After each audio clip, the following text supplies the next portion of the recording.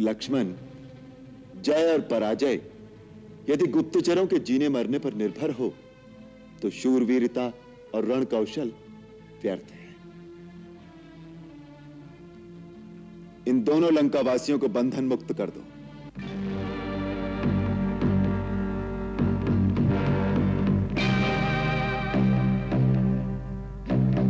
प्रभु,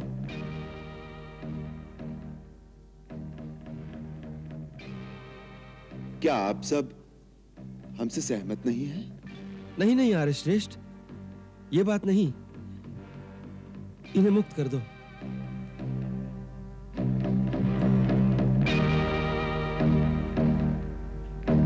प्रभु,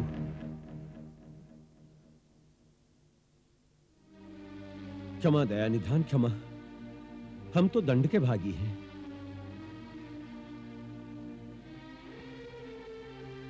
प्रभु, महाराज रावण ने हमें आपका सैन्य बल, आपके मंत्रियों और महारथियों के पास क्या-क्या शक्तियां हैं, उनके युद्ध संचालन का कौशल कैसा है, रण की योजना और निर्बल स्थानों का भेद जानने के लिए भेजा था।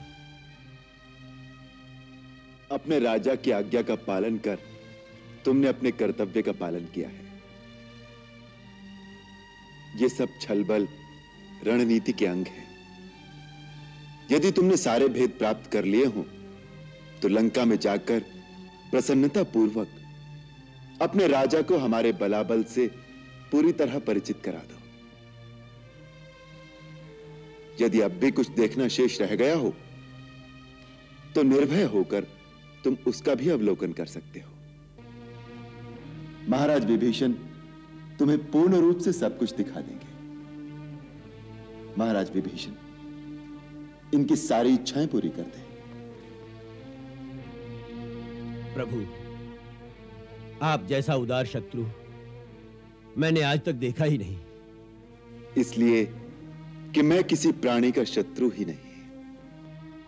आपके दर्शन करके, आपकी उदारता देखकर हमारी समस्त इच्छाएं पूर्ण हो गई। शत्रु पर इतनी दया करने वाला पूजा के योग्य हो सकता है, शत्रुता के योग्य नहीं।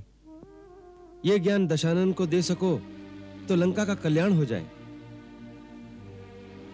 अपने राजा से हमारा इतना संदेशा भी सुना देना कि केवल सेना की गिनती से और सेनापतियों के बल की थाह का भेद लेने से ही युद्धों का निर्णय और बैरी पर विजय प्राप्त नहीं होती। धर्म, नीति और सत्य ही यथार्थ शक्ति होती है। जीत सदा सत्य की होती है, अन्यथा हर एक शक्तिशाली आतताई अमर हो जाता। जो आज्ञा दया निधान। अयोध्यानाथ, अब हमें जाने की आज्ञा दी।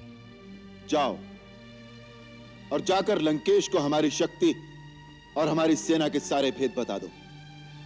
यह चुनौती भी सुना देना कि जिस बल के भरोसे तुमने देवी सीता का हरण किया है, वही बल अब अपनी सेना और सारी शक्ति के साथ रणभूमि में दिखाना।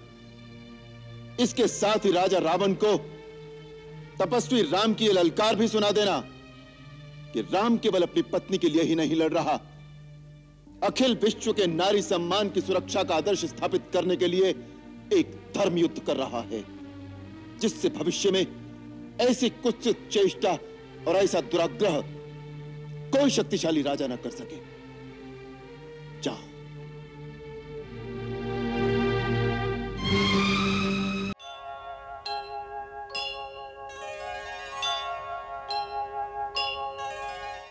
अब यह अयोध्या आपकी है। मुझे, मेरे पुत्रों को, समस्त परिवार को अपना सेवक मानकर यहां रहने की कृपा कीजिए। राजन, आप हमारे चारों ओर अपने निश्चल प्रेम का सुंदर जाल फैला रहे हैं, जिससे हमारे मन में मोह की दुर्बलता आने लगी है। इसलिए यही समय है जब हमें ममता के इस बंधन को तोड़ देना चाहिए। जब एक कर्तव्य सफलतापूर्वक पूर्ण हो जाए तो मनुष्य अपने भावी कर्तव्य पथ पर आगे चल दे। थोड़ी देर भी यदि इस सफलता की ममता में फंस गया तो माया उसे पकड़ लेगी। ब्रह्म ऋषि, यदि आप भी माया से डरेंगे तो हम जैसे साधारण मनुष्यों का क्या होगा?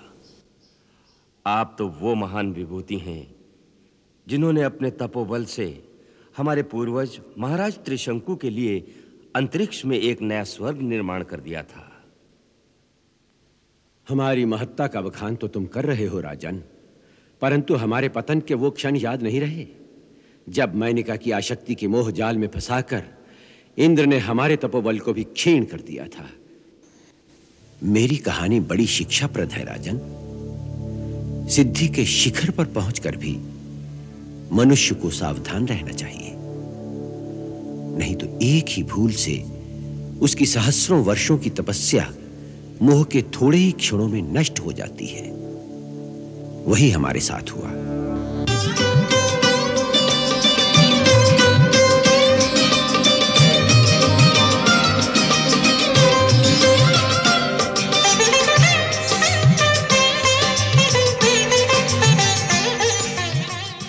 जब मैनिका इंद्र की आज्ञा से हमें भरमाने पृथ्वीलोक पर आई, उस समय हम अपने तपोबल के तेज से दिव्यमान होकर पूर्ण सिद्ध हो चुके थे। उसी कारण हमारे अंदर बहुत अहंकार था कि हमसे बड़ा अब कोई नहीं।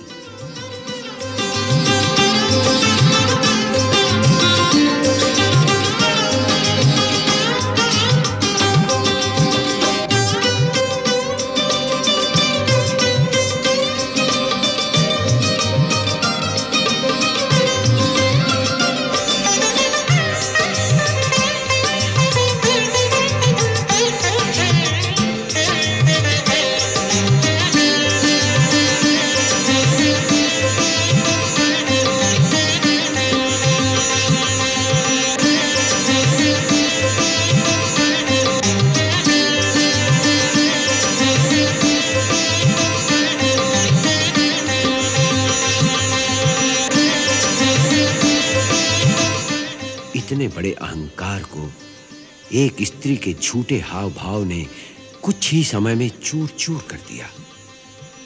हम सब कुछ समझते हुए भी नारी शरीर के मोह में फंस गए और उस एक ही क्षण में हमारे तप का सारा तेज क्षीण हो गया।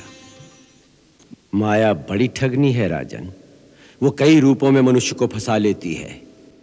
जिस समय की बात तुम कर रहे हो उस समय माया ने हमारे अहंकार का रूप धर लिया था, यहां तक कि देवतुल्य महर्षि वशिष्ठ, देवता भी जिनकी वंदना करते हैं, उन पर भी अपनी शक्ति का दुरुपयोग करने की मूर्खता हम कर बैठे। परंतु इन क्षमा मूर्ति की अनुकंपा और दया से ही हम उस माया जाल से बच निकले।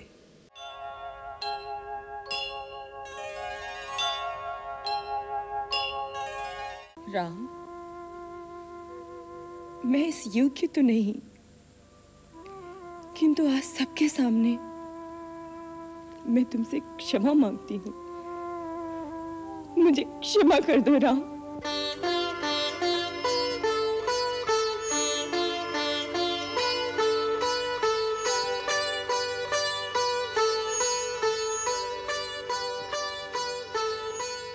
स्वर्गीय महाराज ने मुझे वर दिए थे, वो मेरे प्रति वचनबद्ध थे। मैं आज सब गुरुजनों के सामने स्वर्गीय महाराज से लिए हुए अपने उन वचनों को वापस लेती हूँ और तुम सबको अपने उन वचनों से मुक्त करती हूँ। इसके लिए बहुत देर हो गई माता। आपको वचन देने अथवा अपना वचन वापस लेने का अधिकार केवल पिताश्री को था।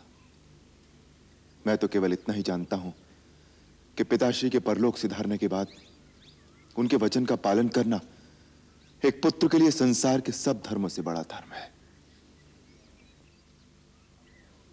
मुझे विश्वास है अपने अंतिम समय में भी उन्हें इस बात पर गर्व रहा होगा कि उनके पुत्र ने उनके वचन का पालन किया। क्या उनकी मृत्यु के बाद हम उनका वो गर्व नष्ट कर देंगे?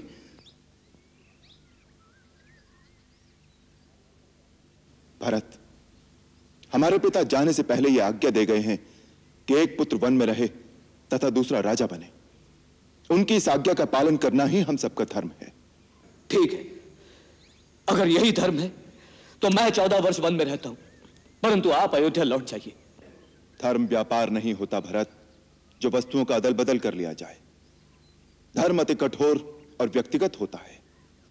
यदि हर प्राणी अपना कर्तव्य एक दूसरे के कंधे पर डाल दे तो इस सृष्टि में अनाचार फैल जाएगा। तुम राजा होकर ऐसे अनाचार की बात सोचते हो तो इसका प्रभाव प्रजा के साधारण मनुष्यों पर क्या पड़ेगा? ये बात कहते हुए तुमने उचित अनुचित का विचार नहीं किया मेरे भाई। भैया भैया, इस समय मुझे उचित अनुचित कुछ नहीं सूझ रहा। बस मुझे एक ही बात का भरोसा है। मेरे भैया का मुझ पर इतना स्नेह है कि बचपन में भी जब कभी मैं खेल में हार जाता था तो वो मेरे लिए झूठ बोलकर भी मुझे जिता देते थे। आज भी उसी स्नेह को याद करके मैं अपने स्नेही भैया से यह बात कहने का साहस कर रहा हूं कि आज भी आप उचित अनुचित का विचार त्याग कर मुझे जिता देंगे। भैया भैया, मैं आपका वही छोटा सा भरत हूं भैया। तुम्हारे लिए तो मैं आज भी झूठ बोलने का पाप कर सकता हूं, क्योंकि उसमें केवल पाप का दंड मुझे ही भोगना होगा।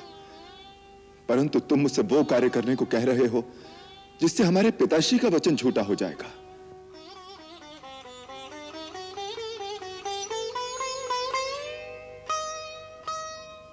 पुत्र तो उसे कहते हैं मेरे भाई जो अपने सत्कर्मों का फल अपने पिता को समर्पित करके परलोक में उनका उद्धार करे, न कि वो जो पिता के सत्कर्म को छूटा करके उनका मस्तक लज्जा से झुका दे।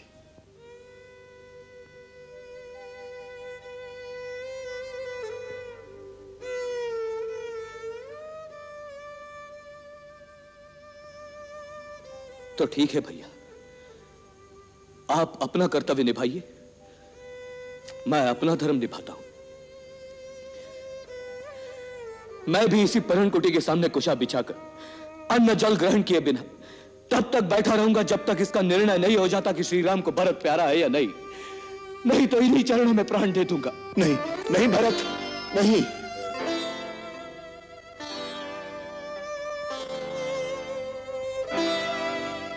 मुझे ऐसे धर्म संकट में न डालो, मुझसे तुम्हारा दुख सहन नहीं होगा। गुरुदेव, गुरुदेव रक्षा कीजिए गुरुदेव। मैं भी किंग कर्तव्य विमूढ़ हो रहा हूं राम। ऐसा लगता है भरत अपने प्रेम की गंगा में सब कुछ डुबो देगा। धर्म ज्ञान विवेक कुछ नहीं बचेगा।